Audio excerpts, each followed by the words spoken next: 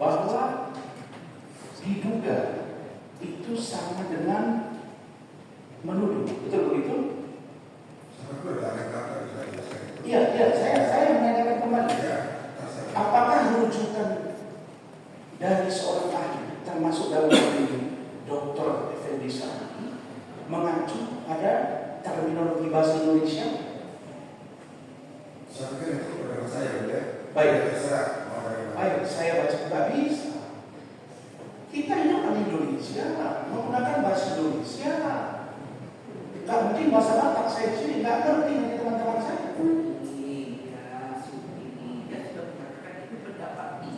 Pendapat dia dikumpulkannya baik menurut pengetahuannya dengan membaca banyak literatur, baik didapatkannya dari apa. Nah, menurut dia pendapat dia seperti itu. Persoalannya orang yang ada di ruang persidangan ini mau pendapat atau tidak diserahkan kepada masing-masing. Masing-masing punya wadah untuk menyampaikan hasil daripada pendapat ahli. Silakan tuangkan di dalam pembelaan, silakan hadirkan ahli-ahli untuk mengutamakannya. Kalau saudara semakin tidak seperti itu dari di awal sudah dibilang untuk seseorang itu untuk dapat dinyatakan bersalah atau tidak bersalah melalui proses dan hak terdakwa juga ketika akan mengkonter untuk dakwaan penuntut umum ahli, ya silakan nanti hadirkan ahli-ahli. Jadi dia juga berkata begitu, keahliannya tentu didapatkannya dari banyak hal yang dia ramu. Kalau kita tidak sependapat tidak jadi masalah. Dia tidak bertumpu kepada kamus bahasa Indonesia. Beda nanti kalau ini. Memang kita orang Indonesia pakai bahasa Indonesia, tapi ahli tidak akan bertumpu dengan keterangan itu berdasarkan dengan kamus bahasa Indonesia. Nah, sependapat dan tidak sependapat, maka semakin cepat saudara menghadirkan ahli untuk mengkonter ahli-ahli itu hak saudara. Nah, begitu sebenarnya. Jadi pendapat beda. Sangat paham yang mulia. Nah, maksud saya yang mulia, kan beliau ini kan dihadirkan sebagai ahli, tapi keterangan beliau ini sesungguhnya yang menyatakan sangka atau diduga telah melakukan tindak pidana. Sehingga di persidangan ini tentu saya uji kompetensi keilmuan dia yang mulia. Tapi itu pendapat. Baik, sekarang saya bacakan. Diduga dalam kamus besar bahasa Indonesia dalam kurung KBBI berarti diperkirakan, disangkakan, dianggap. Itu artinya diduga. Detailnya adalah diduga dapat berarti bahwa sesuatu yang dianggap atau diprediksi yang belum terjadi atas informasi yang diterima. Saya kira ini rujukan kita supaya kita paham semua. Jadi penjelasan ahli tadi kami tolak bahwa diduga sama dengan menuduh. Sedangkan menuduh, saya jelaskan lagi. Sedangkan menuduh, saya pelan-pelan gini ketika mengajukan profesor Pak Dr. Menuduh adalah tindakan yang menyalahkan dan meminta pertanggungjawaban langsung terhadap perbuatan seseorang yang telah melanggar hukum. Ini KBB. Pertanyaan saya, kalau saya sebagai penerima kuasa dari seorang klien, kemudian saya sesuai dengan pernyataan ahli tadi, kalau sudah ada proses dugaan pelanggaran pelecehan seksual, lakukan saja upaya hukum. Sekarang saya beritahu yang mulia, saya dengan tim telah melakukan aduan ke Barreskrim Mabes Polri, tapi kasus itu sampai hari ini tidak jelas juntrungannya. Justru yang bergulir adalah laporan pelanggaran undang-undang IT. Nah, terhadap kasus ini kalau merujuk dari pikiran ahli tadi, harusnya laporannya dulu, dumasnya dulu. Saya kasih contoh. Bapak Presiden ke-7 Joko Widodo dibuat dumas oleh Egy Sujana 2 minggu lalu.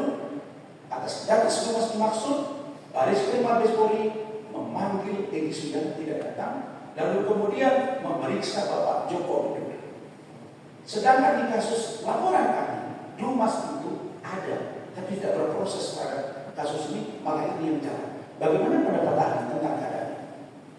Ya, kalau kita saya tentang bagaimana proses yang dialami, ya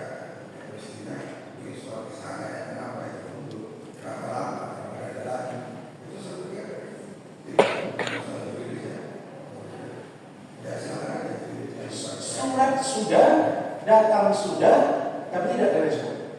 Ya, itu sih kata. Oke. Apakah itu maksudnya penyidik harusnya mengutamakan Dumas dulu atau LP dulu daripada laporan ini? Atau berjalan secara paralel? Seperti tadi sudah tentang itu, tadi sudah saya lakukan kayak apa yang sudah dilakukan itu, bahwa apabila ada tuduhan yang menuju sesuatu dengan tuduhan bisa diproses, maka seharusnya dilakukan. Baik, terima kasih. Terima kasih. Terima kasih, itu luar biasa. Sangat baik sekali bagi kami penjelasan itu. Kemudian, saudara ahli, apakah yang disebut dengan equality betul dalam sebuah penanganan perkara oleh sebuah persoalan ini? Equality betul, penerapannya seperti apa dalam hukum pidana? Nah, sama sebuah hukum saya sama, jadi harus diterapkan secara fair, betul sama, ya. Nggak ada diskriminasi sampai sudah. Baik, baik. Saya teruskan. Tentu ada maksudnya yang tadi supaya saya tanya. Baik. Ketika ada dua orang yang dilaporkan, satu namanya Razman Arif Nasution, satu lagi Maki, dengan pelapor teman. Kemudian terjadi penanganan perkara. Nah, handphone, flash disk, SIM card, Instagram dari si Razman Nasution ini disita, diperiksa juga oleh digital forensik. Sementara atas nama Makin, handphone tidak disita, Instagram tidak disita, SIM card tidak disita, dan tidak dilakukan digital forensik. Apa ini equal atau tidak? Ya, satu itu harus mereka yang harus mengerti itu apa yang harus dilakukan. Kalau melakukan itu silakan tidak. Bukan, maksud saya. Jadi saya setuju sampai kita saya bisa sama. Bos. Kan kita sama-sama belajar yang ahli. Ini ada dua kasus, barang buktinya dua, satu diperiksa. Filosofinya kan equality betul, kesamaan di mata hukum. Apakah itu sudah sesuai atau tidak? Itu saja, equal atau tidak? Tadi sudah sampaikan saya tidak bisa menilai karena berulang orang kan. Ya. Enggak pada bermanfaatnya mereka. Beberapa kali dan dua kali saksi ahli menjelaskan seperti itu ya, kan nggak bisa dipaksa ya. Tadi ya, udah Baik. Apa yang dimaksud dengan pendidik profesional? Ya, namanya pendidik profesional berarti profesional. Memang dia memang kerja untuk itu dan tentu saja memang dia hidup untuk kerja dari kerjaan itu. Artinya memang dia harus memberikan semua pikiran dan tenaga untuk pekerjaan itu ya. Namanya dia profesional. Bicara tentang penyidik, berarti dia penyidik ini namanya penyidik yang sudah bekerja untuk itu dan memang dia ditugaskan untuk dan dia hidup dan bekerja itu. Dan dia harus tetap mengalami azas persamaan di mata hukum. Ya itu sudah semua. Baik. Berikutnya,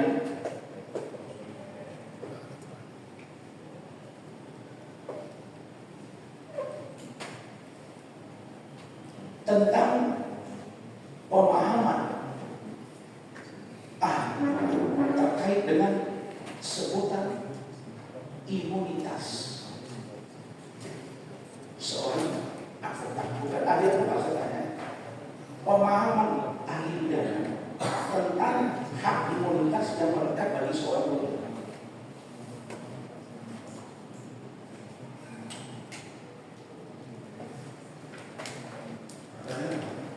Bagaimana pengertian hak imunitas maksud?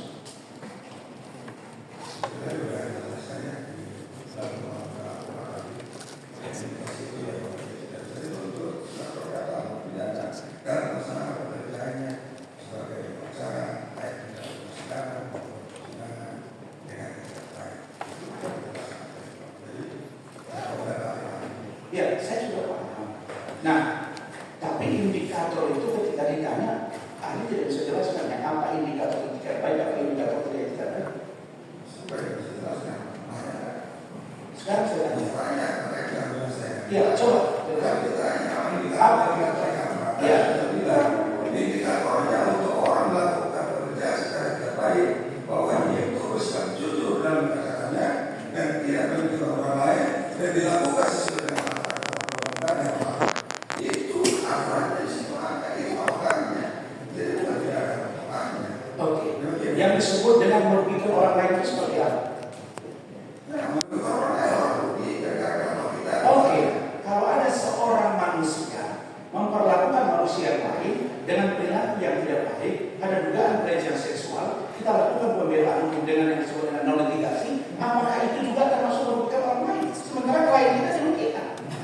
Bagaimana membandingkan kata-kata itu? Jadi tadi sudah saya sampaikan, ada prosedur yang harus diikuti dalam melakukan langkah-langkah. Ya, kalau saya ikut orang di sini, apakah saya harus ikut juga? Enggak. Kalau saya ikut, ya sama polisi. Ya. Oke, sekarang saya Aturannya semua, gitu.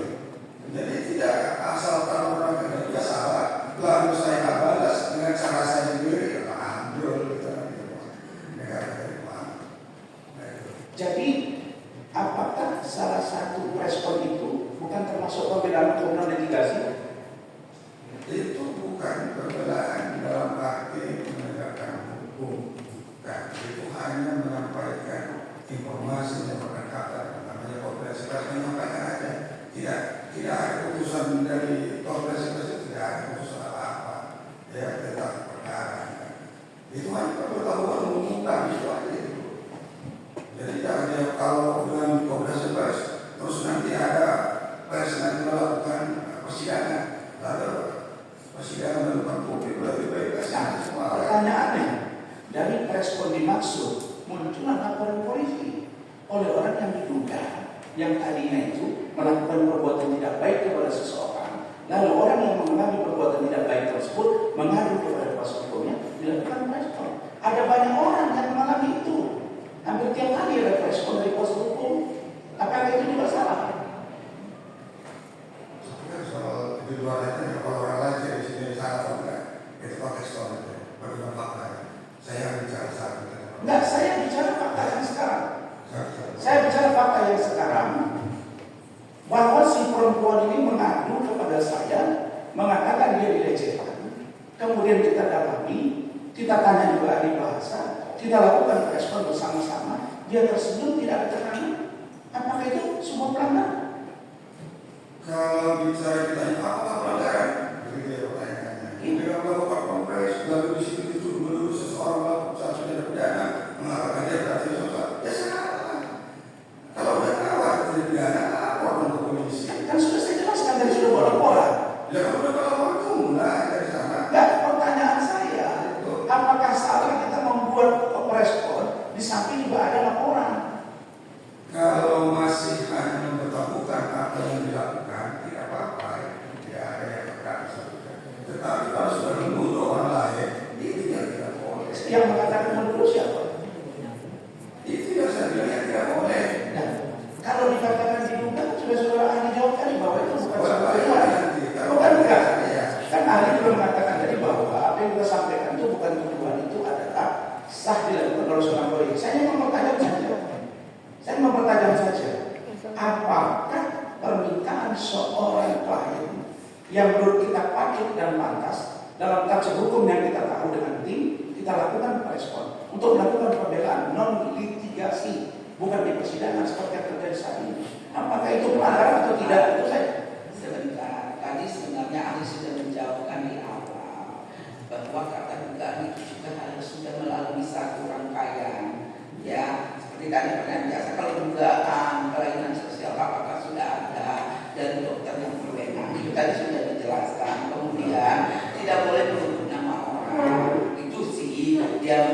Nah sekarang jawabannya tetap seperti itu ya. Kalau saudara terdakwa tidak setuju, ya tidak apa-apa, nanti kesampingkan keterangannya.